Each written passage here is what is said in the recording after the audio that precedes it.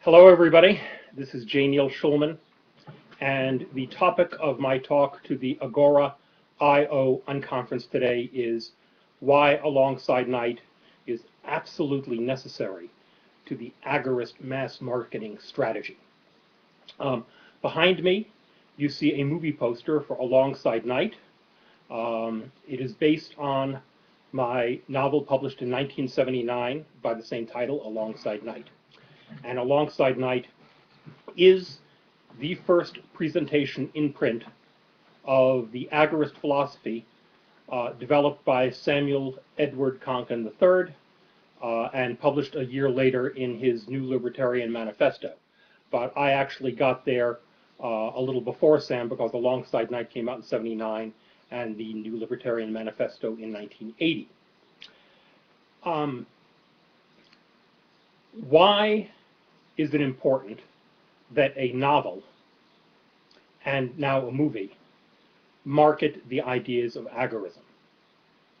Well, to start off with, it's part of the agorist paradigm itself.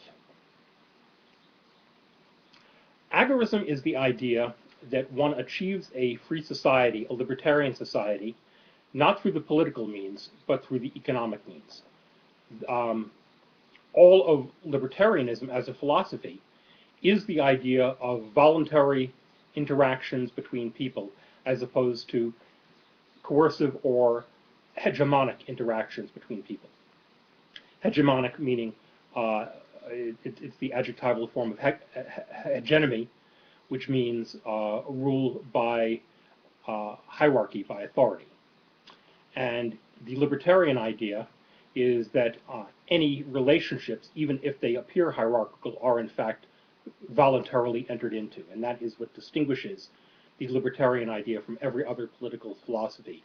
It is a strategy of means as opposed to a strategy of ends. Samuel Edward Konkin III had been very active in politics. He was, even though he was a Canadian, he was a supporter of Barry Goldwater's campaign for president in 1964. He was a member of Young Americans for Freedom, and in 1969 in St. Louis basically switched over with a lot of libertarians from what was generally considered the YAF conservative movement to the libertarian movement. And what Sam saw is that politics as a strategy, and this was talked about by very nicely by Patrick Friedman. No one's saying anything. Okay, nobody's getting this? Is anybody hearing this? Okay. Do we have sound, or we thought that it was going through. do I need to start again? Hold on. Yeah, hold on.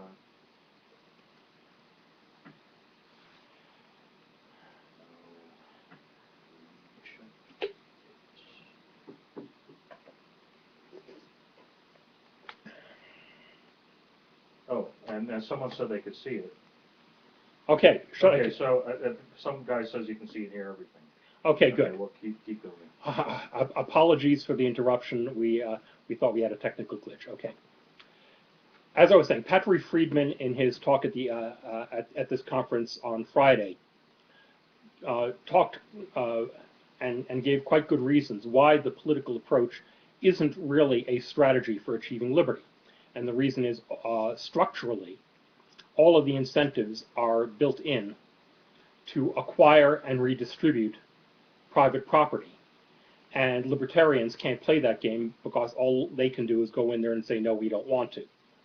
So if you're going to achieve a libertarian society, you have to have a strategy which maximizes the benefit of not redistributing property, of having a way for people to keep their hands on their own property, to be able to control their own lives, because, of course, your body and your life is the first property that any of us has. Sam Konkin basically said, how can we find a strategy? How can we find a segment of the market which is aligned with, attuned to, the idea of maximizing individual liberty? And And his observation was throughout history, this was always in the realm of the black market. But the problem with the black market is that it is not a market which has a high level of reason or law or ethics. It's very range of the moment. It is largely populated by people who don't distinguish between criminal behavior and simply illegal behavior. Criminal behavior meaning behavior which invades somebody else, murder, theft, rape. And a lot of black market activity doesn't make any reasonable distinction between what is actually criminal behavior by any law, natural law, the Tao, however you want to figure it, and simply violating statutes or edicts of a particular political state. And this distinction does need to be made. Now, Brad Spangler, in his talk, spoke of the necessity for developing independent legal systems, and that is really the core of the agorist approach, of having legal systems which enforce property rights, which enforce market decisions, and which set a high price on invasions by the state or by criminals on peaceful transactions, peaceful trade, peaceful cooperation.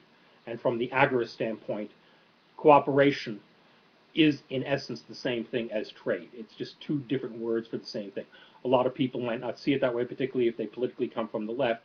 But in essence, anytime you have an interaction between two people which is consensual, you can call that either cooperation or cooperative or a trade or a market. It simply depends on what language you're used to using, but it means the same thing whether you're coming from the right or the left. Alongside Night is an action-adventure story. It starts out in the form of a novel, and then it's currently in the stage of a screenplay, readying itself for production for a feature motion picture. And that story starts with, I guess we can call it an economic 9.0 earthquake or economic tsunami, to use recent metaphors that are in our consciousness. It's the idea that after years and years and years of control of the money supply by the Federal Reserve and other central banks, you now have a debt so large that it can't be paid off. And what happens is that debt is monetized simply by creating ledgers, electronic ledgers, or in the old days, printing money to pay off these debts. So in other words, it's creating credit and money out of nothing to pay off debts. And these debts are largely held by government at all levels, particularly the federal government in the United States. But as we can see, it's also happening in many other countries now too. And I anticipated this when I wrote Alongside Night, because I have the collapse happen in Europe before it happens in the United States. But the crisis that my story starts out with is the collapse of the economy of the United States, with the result that the government doesn't really have anything to pay the armed forces with. And once that happens, you have anarchy. You literally have a situation where the state gives orders and there's nobody to enforce it anymore. That's the dividing line. That's where it comes apart. And that's what I portray in both the novel and the screenplay. And it's interesting that we saw this sort of union action in Wisconsin about a public union or teachers union, because the invention which I had in Alongside Night, in both the novel and the screenplay, is an armed services union. And then, even though it's illegal for them to strike, they have wildcat strikes where their members simply walk off. What would normally be called desertion or AWOL becomes, in essence, a job halt, a walk off the job site. Because once you have a union involved, they think of it as a job, not as service. The viewpoint character for Alongside Night is a teenager who is the son of a world-famous Nobel Prize-winning economist, who is considered the father of the new economic miracle in Europe. In other words, basically what he does is his advice to what in the novel is the European Common Market Treaty Organization, and in reality has really become the European Union, which happened after I wrote my novel, is he puts them back on hard money and back on sound economic principles of of not stealing everything from the private sector. And thus, the economy is rebuilt over a period of 5 or 10 years. Um, okay, I lost my vision there for a little while. Okay, so When that happens, just move your fingers slowly across the yeah, screen. I took care of that. Don't click it, then just slide it over. That's fine. Okay. Again, we're learning this as we go along. So in the novel, the European Common Market Treaty Organization, what today would be in real life the European Union, basically collapses first and recovers first. So at the time of my story, the economist, whose name is Dr. Martin Vreeland, is really considered the gold standard of economic theory. He's won a Nobel Prize for for the advice, for the economic advice, which has saved Europe after its economic collapse. And now the same thing is happening in the United States. That's why I set it up. And because he is such a key, a world-renowned political figure, he is considered the linchpin of any strategy for the United States government to save itself. And so he's highly sought after, but also, being a libertarian radical, they're not sure that they can trust him. And so suddenly 17-year-old Elliot Vreeland, his son, finds that his father and the family are missing. This is the plot setup for this action-adventure story. Now, when I wrote Alongside Night in the 1970s, a lot of people were calling it science fiction. It seemed far-fetched. I mean, I had things like General Motors going bankrupt. General Motors, when I wrote Alongside Night in the 1970s, was considered, it was a blue chip. The idea that the number one car maker and car seller in the world would go bankrupt was ludicrous. And yet I have that in the novel. A few years after General Motors did go bankrupt and was bailed out by the Obama administration with a total government-backed restructuring, it doesn't seem ludicrous anymore. And therefore, what was science fiction in 1979 isn't science fiction anymore. Simply by living through it, it's taken out of the field of science fiction. And so Alongside Night is a day after the tomorrow type of thing, but there's really no reason to call it science fiction anymore. Now, the question of this talk is, why is Alongside Night a vital part of agorist strategy, of spreading the idea of agorism? I talked about this back in October at Libertopia, and you can see that that talk on both the Alongside Night Movie website, which is at http://alongsidenightmovie.com. It is also on YouTube. You can find it on YouTube. And what I said in that Libertopia talk is that the means for spreading mass ideas is mass media. It's not going to happen in conferences like this. I checked about an hour ago, the number of YouTube views of the highest rated of any of these talks is under 100 people. And you're not going to win a worldwide economic political victory, however you want to phrase it, with a few hundred people. Okay? Marxism is probably one of the most, if not the most successful revolutionary strategy. Question. AlongsideNightMovie.com. AlongsideNightMovie.com, yes. And it needs a www in front of it? I believe it has a www in front of it. I'm not sure. You can try it both ways. I always use the www. Okay. Okay, now, I think I've lost the thread of my thought for a second. The idea is that Marxism is probably the most successful economic revolution in the world. There are probably more attempts to implement Marxism in one variation or another than anything else. And there are millions and millions of followers of Marxism. Karl Marx is probably the most famous economist of all time. If you're going to compete with that, you're not going to do it with a few hundred people or a few thousand people or even a few 100,000 people. You have to do it with millions of people. And that means you're now into the area of mass marketing ideas and the way that ideas reach into the mass culture today is largely movies and television. Yeah, you can still, if you're J.K. Rowling, you can do it with books. When the 7th Harry Potter book came out, her opening weekend was equivalent to a movie opening weekend, with 20 or 30 million copies of the book being sold. That's a fairly reasonable opening weekend for a lot of movies. But that, that really doesn't happen except in truly exceptional cases. J.K. Rowling basically, broke the bank on on making a book as successful as a movie. So largely, if you're going to be hitting millions of people, you have to do it with a movie or you have to do it with a TV show. And I think that the best way that I can approach this, having produced a movie before, and let me see if I can get this in front of the camera here and angle it.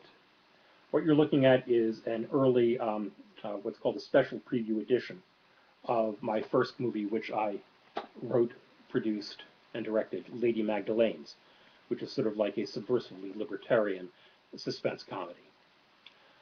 Very low key in terms of its libertarianism. A lot of people, until they see it, don't really understand it because its main characters are federal agents. So federal agents and the ladies of a Nevada brothel, and you can see where the libertarianism starts coming in for that. But having already produced one movie, having written for television, I wrote an episode called Profile in Silver for the Twilight Zone when CBS put it back on in the 1980s, and my episode was broadcast March 7th, 1986. Profile in Silver, story of a future historian who goes back and stops the JFK assassination. Must be a good idea because that is going to be the plot of Stephen King's new novel coming out in November, which he has titled his story 11/22/63. Coincidentally enough, my original title for that story was November 22nd, 1963. So there's me and Stephen King, when it comes to this idea. And nonetheless, I've taken my background as a novelist, as a TV writer, as a publishing entrepreneur. My company, first SoftServe and then Pulpless.com, were two of the companies which first made best-selling authors available for download by ebook. And I pretty well described what the Kindle would be back in articles in the 1990s. So I've taken my entrepreneurial experience, my experience as a novelist, experience in publishing, my experience writing for television, and my experience already producing one feature motion picture. And I've taken that to making my next project, which I want to start filming on this year, alongside Night. You see the poster behind me. So if we are going to get the ideas that Patrick Friedman was talking about, which Brad Spangler was talking about, which everybody at this conference, George Donnelly, has been talking about, we have to find a way to inject it into the mass market. Now, some of these ideas are starting to break out in ways they haven't before. I think the Ron Paul campaign in the 2008 Republican primary got a lot of these ideas out there. The Tea Party movement gets a lot of these ideas out there. Some on Fox News, not everybody on Fox News, but some on Fox News, like Judge Andrew Napolitano, John Stossel, Neil Cavuto, they get these ideas out there. And even once in a while, you find an idea popping up on Bill O'Reilly and Sean Hannity and Glenn Beck, but much less consistently. But they can hear us. In other words, the ideas which were considered ludicrous science fiction back in the 1970s, when this novel was first published, are now considered as part of the conversation right now, not just by hardcore agorists and libertarians, but also by Tea Party people and institutions such as Cato and Reason, and what is considered the crossover between conservative ideas and libertarian ideas. And it's not always a total crossover, but they touch. They do get together occasionally. What can libertarians and agorists do to further this prospect? Well, I'll tell you one thing that I don't think is going to work, and that's crowdfunding. Because the minimum budget we're talking about for a movie like Alongside Night is roughly in the area of $4 million. And obviously, the more money we spend on it, the more options we have for casting and for various different special effects and getting a little fancier and the ability to film. But roughly for $4 million, I know I can make this movie. Lady Magdalene's my first movie. We made roughly for $500,000. This is a bigger story.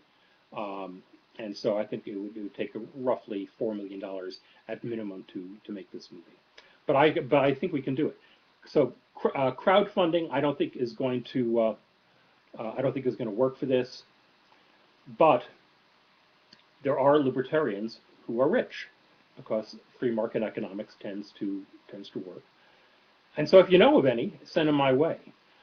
We can still use some more money put into our funding, so we can complete casting and get our start date, and hopefully film principal photography this year and complete post-production in 2012. That's my goal, to have this movie in theaters, taken seriously in 2012. And whether we would go directly to a distributor or whether we would go through film markets and film festivals first is a decision that we haven't made yet. It's not a decision we have to make at this point. But what we do have to do is we have to get together the resources, and then it basically comes down to two very hard to get things: stars attached to the movie, and the money attached to the movie. That's what you need to make a movie. It's an old story that if you're a painter, you need a canvas and paint. If you're a writer, you need a paper or a computer keyboard to be able to write on. And if you're making a movie, you need an army. Not an army necessarily with weapons of mass destruction, but at least what has been termed by some wag weapons of mass distraction. So, Kent, are we getting any questions coming in at this point? All right, so the voice you're going to hear in the background is one of the associate producers of Alongside Night. He was also. Did you mention Sorbo? Oh, yeah. Let me mention the stars we already have attached. Thank you, Kent. Hard to keep track in this medium of exactly what you're saying. But yeah, we already have a major star attached in the role of Dr. Martin Vreeland, and that's Kevin Sorbo. A lot of you know him from Hercules: Legendary Journeys, which was the #1 TV series worldwide. He was also on the TV series Andromeda. And, you know, if you just look on IMDb, you'll see he's been in a billion different things, including independent films, movies for television, and guest appearances on a lot of TV series. We also have Eric Avari in the role of Morris Gross. The way that Elliot Vreeland gets in touch with the organization called the Revolutionary Agorist Cadre. And you'll know Eric Avari when you see his face. He's been in Independence Day and Stargate and Mr. Deeds and McHale's Navy and Paul Blart Mall Cop. And, you know, he's just one of those actors who, the minute you see his face, you know him. We also have Saeed Faraj, who was in My Lady Magdalene's, but he's also the second face you see on screen in The Green Zone, Paul Greengrass's film of the U.S. campaign in Iraq. And Saeed's just a wonderful actor, and he's going to be playing a federal agent in this movie. So we finally gave him a role where he's not playing a terrorist. And we also have some other actors who I worked with on Lady Magdalene's. We have Mara Marini. She's going to be playing Candy. We have Alex Wraith, who's going to be playing Philip Gross. And we have Mark Lavari, who played 2 roles in Lady Magdalene's. And he's going to be playing the FEMA director, who is the father of one of the characters. Excuse me. Okay. Yes. Get Captain Mal from Firefly. if we could. Now, next voice you hear is going to be Kent Hastings, and he's going to be reading me off the questions. Well, some people were arguing amongst themselves about government. Okay, thank you, Ethan, for the donation link. Okay, I wrote, seems the actual movie site is down at the moment, so I posted the Rational Review article that says Alongside Night has the... Okay, I assure you that RationalReview.com article that points to that thing is up, and I have that linked, but the Alongside Night Movie. Okay, I doubt very much that AlongsideNightMovie.com is down. Well, you can see for yourself. Okay, ALONGSIDENIGHTMOVIE. Yeah, no, I'm not typing anything. I'm going to. I did type that originally, but look.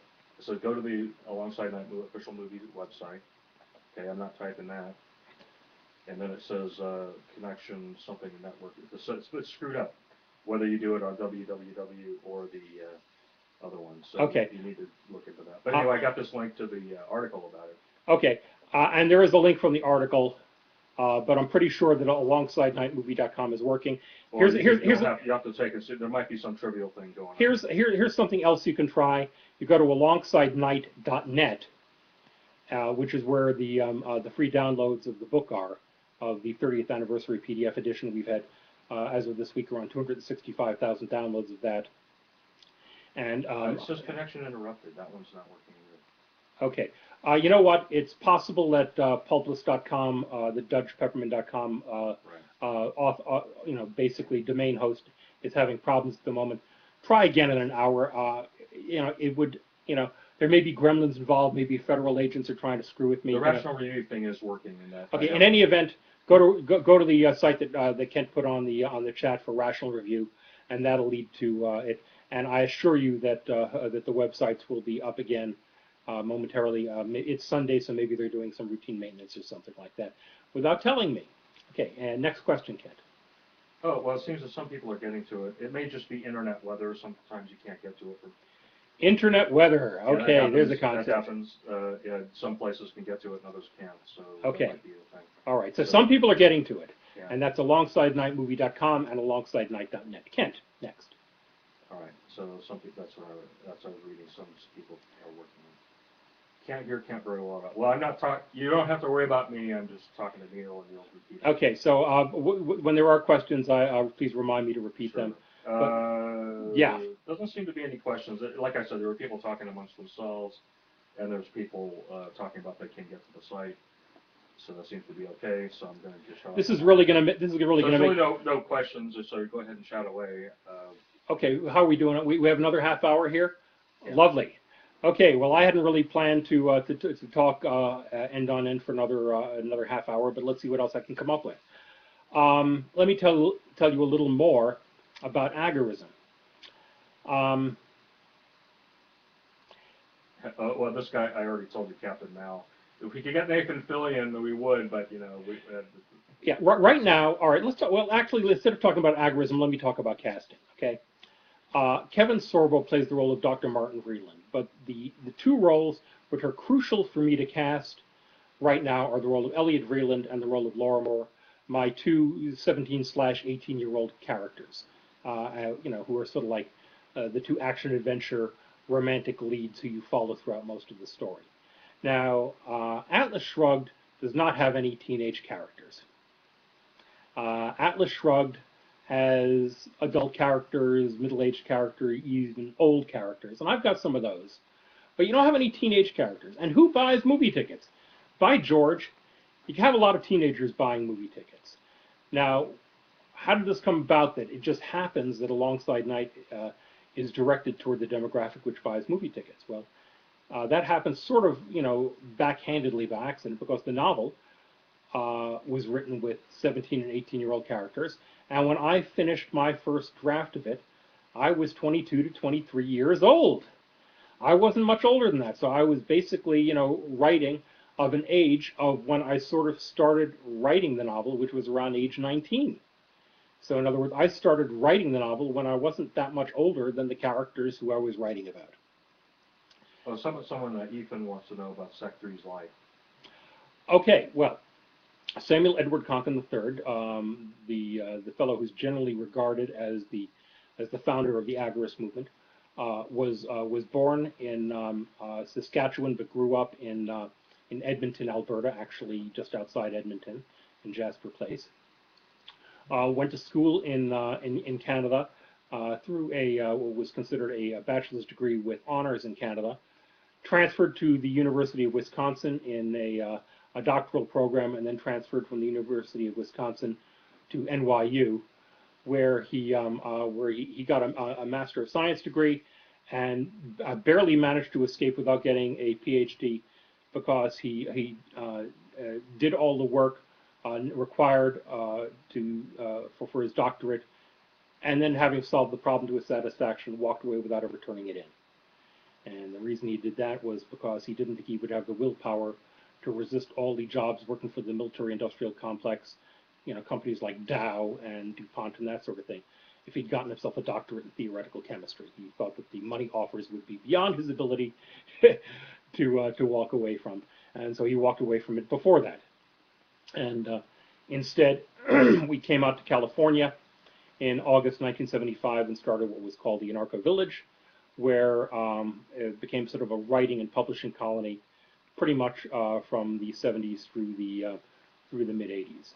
And Kent was also one of the denizens of the Anarcho Village in Long Beach, California. Jason asks, what in your words separates or is different about agorism or agorism from classical liberalism or libertarianism? Okay, the question is, for those of you who didn't hear it, is what separates agorism from classical liberalism and libertarianism. Classical liberalism and libertarianism do not necessarily assume a stateless society or a stateless approach to attaining freedom. You can have a limited government constitutional system, and as Patrick Friedman talked about quite effectively in his talk, it didn't work in preserving liberty. It was a great idea. It was market tested, and it failed. It took a while. It restrained the growth, but ultimately I wasn't able to stop it. So what we're talking about is what the Declaration of Independence calls new guards, and basically new strategies for trying to achieve a free society. And seasteading is an approach that Patrick Friedman has been working in, and counter-economics is an approach which a lot of agorists, other than Patrick, work in. I personally see it as the left and right hand of the same agorist strategy. Okay, Ethan is saying, I've read the bio, it's publicly accessible because I just posted it, the one your Spanish tribute. But I'm more curious about the personality of the man, stories Neil can't have from the old days, his interactions at various libertarian movement events, the party purges. Why don't you talk about those countercons that you organized and the purges? Well, I mean, all right. Well, first of all, Sam was purged in 1969 from the Young Americans for Freedom for supporting the anti-draft libertarian position. And at that time, the issue it was both the issue of the draft and the issue of legalizing drugs, which was sort of like the division between the libertarians and the conservatives back then. Sam went with the trads and the libertarians, right? So after that, Sam started hanging around with libertarians, first a little bit in Wisconsin, but largely in New York, and founded the NYU Libertarian Alliance. And the way that I met Sam was because I had started a libertarian group called the Borough of Manhattan Community College Libertarian Coalition on my campus. And so the first time Sam and I ever walked into a room together at a meeting of the New York Libertarian Association in Gary Greenberg's living room, Sam was interested in talking to me because I had already started the campus libertarian group. And so we started hanging out.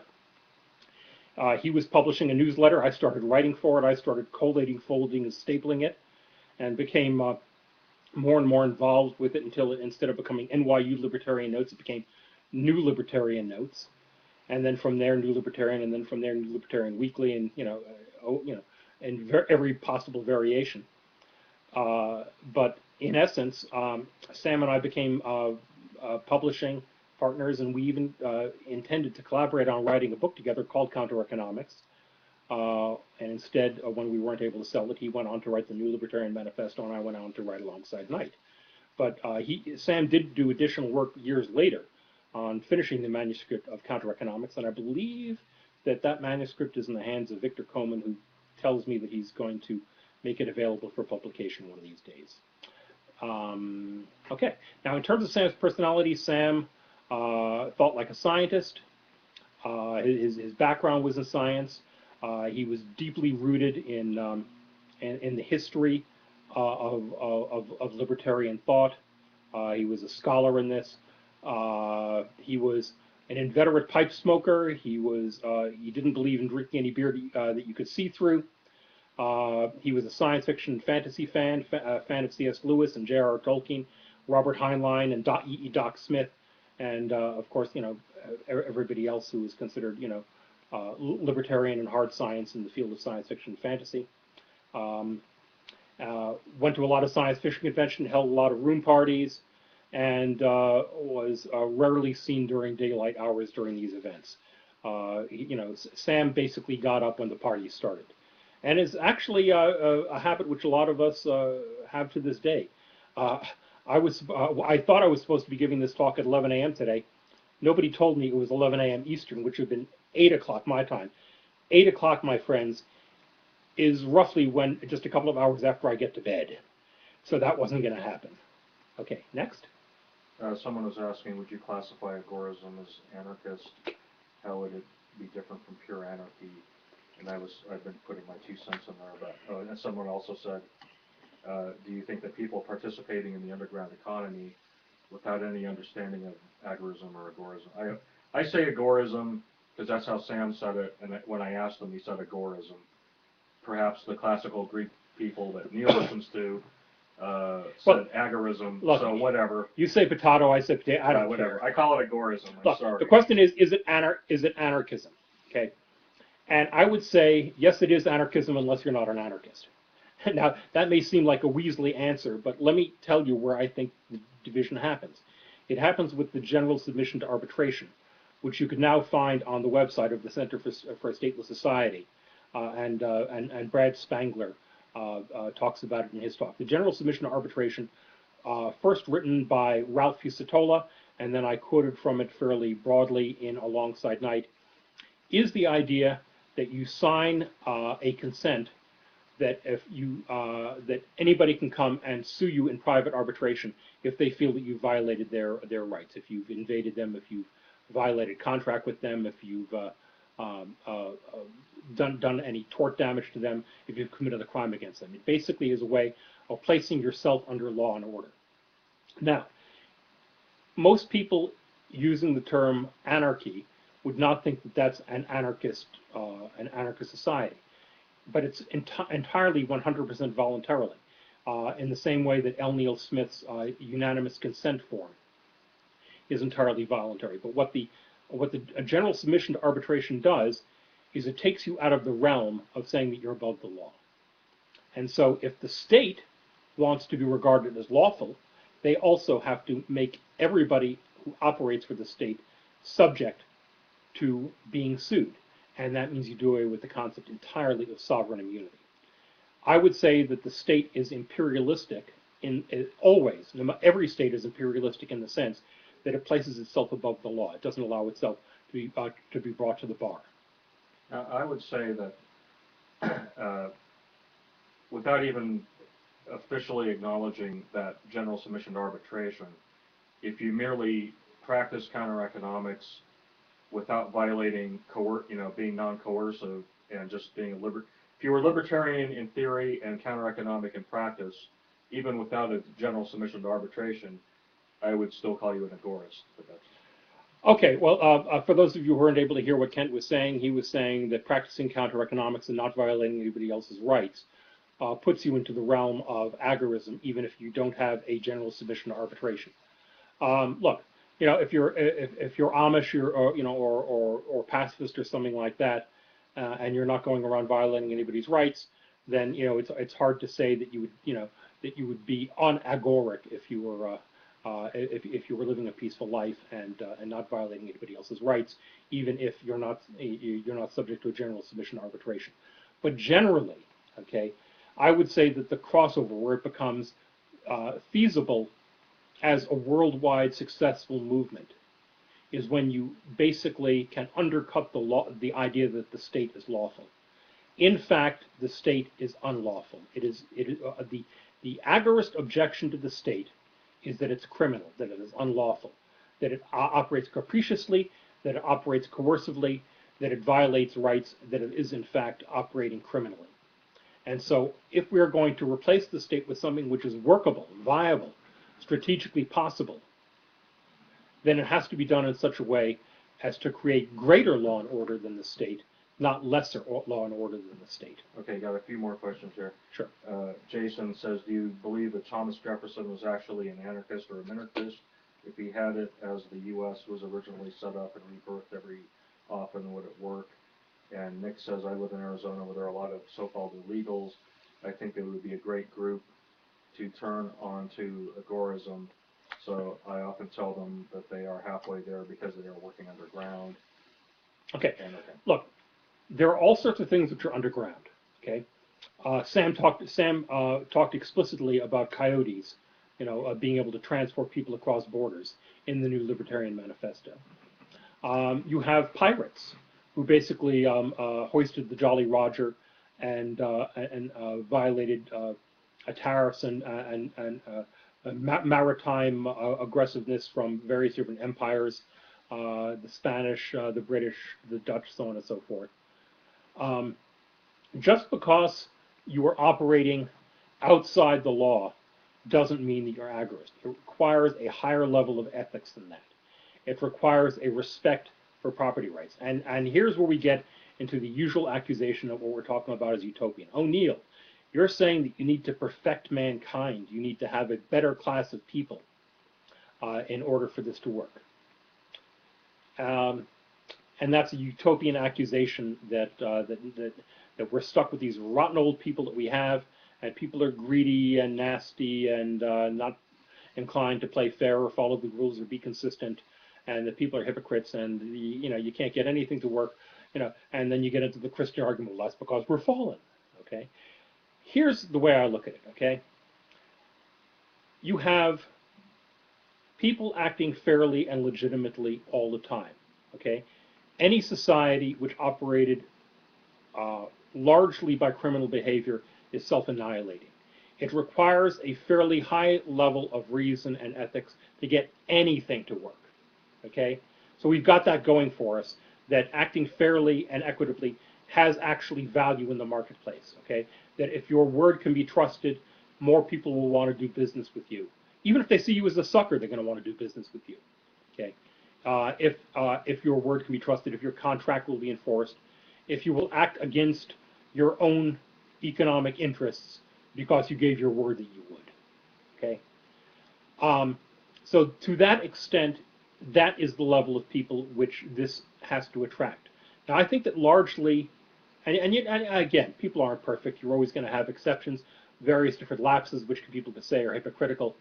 The question of whether somebody like Thomas Jefferson wanted to go all the way into no government, certainly he wanted to go a long way in that direction, but there were things that Thomas Jefferson wanted to do with tax money. I mean, he wanted there to be, public libraries, for example, and public education and institutions of higher learning, which were paid for with taxes. So even he thought that there were things that a state should do, which an agorist would see as starting off with the basis of coercion. Tripoli pirates and all that kind of. Well, yeah, but I mean, that was a defense. One can make an argument that the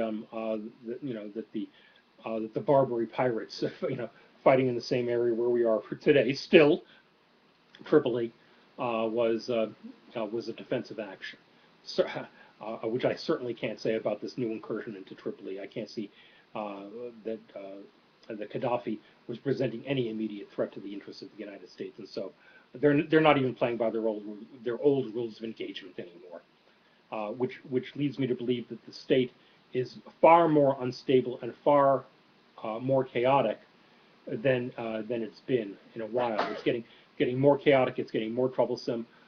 It's lying more. It's covering up more, and that creates more market opportunities for people who really do want to live under law and order. And so, law and order needs to become a marketplace product. And someone asked yeah. on that vein, of course. Yes. Kind of segues in. What is a general submission to arbitration? General submission to arbitration is, in essence, where you are saying that this particular arbitrator will receive all complaints against me and it'll be arbitrated. And in Alongside Night, I have the Revolutionary Agorist Cadre itself, a revolutionary organization which is protecting clients who are doing things which are against the law. That organization itself has a general submission to arbitration, so it can be sued even by members of the state. And conversely, to be able to sue, members of the state have to make themselves liable to be sued as well.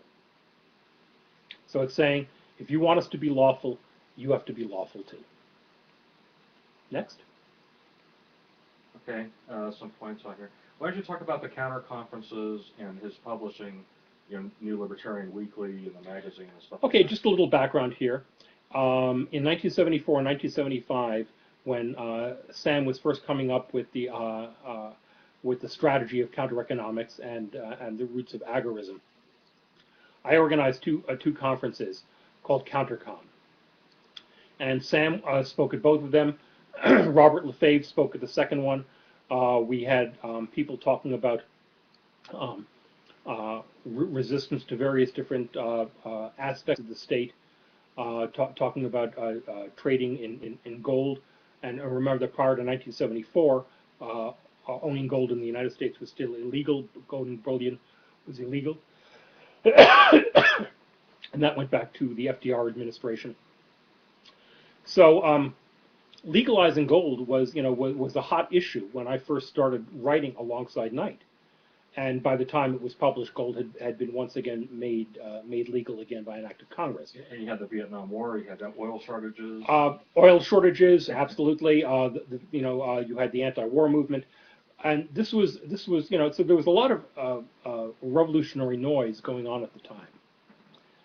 And so when Sam first started publishing NYU Libertarian Notes, later New Libertarian Notes, he was dealing a lot with these issues. And of course, you had a lot of the breakaways from Ayn Rand, the Nathaniel Branden Institute people after NBI was abolished and broken up in 1968 because of the split between Rand and the Brandons.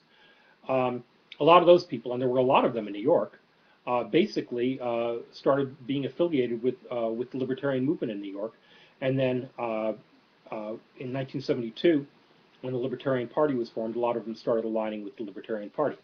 And so a lot of Sam's early activism was, and you might say that this was the roots of agorism also, was basically seeing the Libertarian Party as a stalking horse for the state into the Libertarian movement, as a way of trying to take the energy that the Libertarian movement had as purely a movement to change people's ideas, and then once getting into politics, it was getting into that strategy again, in which all the incentives favored the state, and none of the incentives favored freedom or liberty.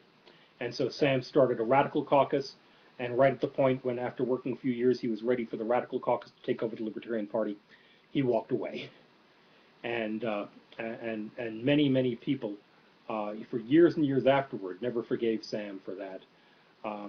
Never forgave his attacks on what he termed the Kochtopus, where he saw that because the Koch brothers were heavily involved with supporting the Libertarian Party, he saw that as a way of trying to once again co-opt the Libertarian movement. Okay, now Jason, the same person asked about the arbitration, says, do you think it's better to vote third party to show you want change, or do you believe in not voting?